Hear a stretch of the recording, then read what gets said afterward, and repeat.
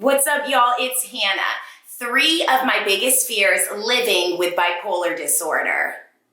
I am sharing 3 of my biggest fears living with bipolar, and I'm hoping that you will share some of yours down below in the comment section, as well as how you cope with them.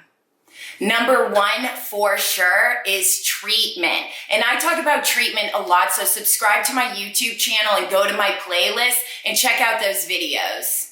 Even though I am on a good routine of medications right now, I will always have to make adjustments. And one of my biggest fears living with bipolar disorder is that at some point they really won't work anymore, and I'll have to start that whole process over again. And recently, when I went to my doctor, I had to make major adjustments to my medications, the biggest one in years, which put I had a lot of anxiety about it. However, I have learned that worrying about things I have no control over right now is pointless. It just adds more anxiety and stress. I will have to cross that med bridge when I get there. My second biggest fear living with bipolar disorder is the future. Being that the stigma is so heavy in society, majority of people don't come out about bipolar disorder, and many people don't receive treatment. So one of my biggest fears living with bipolar is the fact that I cannot see clearly what the future looks like. It's not easy when you don't see people, many people in their 40s, 50s, 60s, 70s that live with bipolar disorder, have accepted it, are open, and are living a good life. That's why I am so inspired and I admire those individuals who are just even a couple of years older than me that have come forward and really paved the way as leaders for those of us living with bipolar disorder.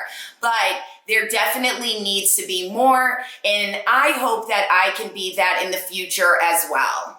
And number 3, the third fear I have living with bipolar disorder is dealing with the stigma of mental illness.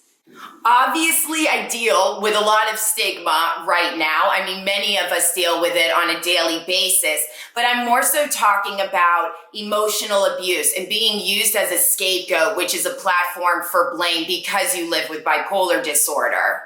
One of the biggest reasons for this fear is because I was involuntarily placed in a mental hospital when I was 20 years old, simply because I said I'm not feeling well mentally.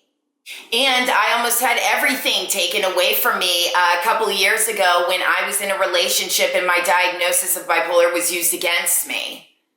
I don't have control over it. And if you live with bipolar disorder, you know that having control is a big deal. What I do have control over is continuing my best to grow this community and make sure that stigma gets reduced so these types of fears are not as present in our lives.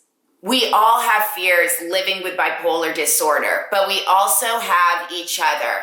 It's about continuing on despite those fears. I want to hear your thoughts, so please again share them down below, and I will see you next week. Bye.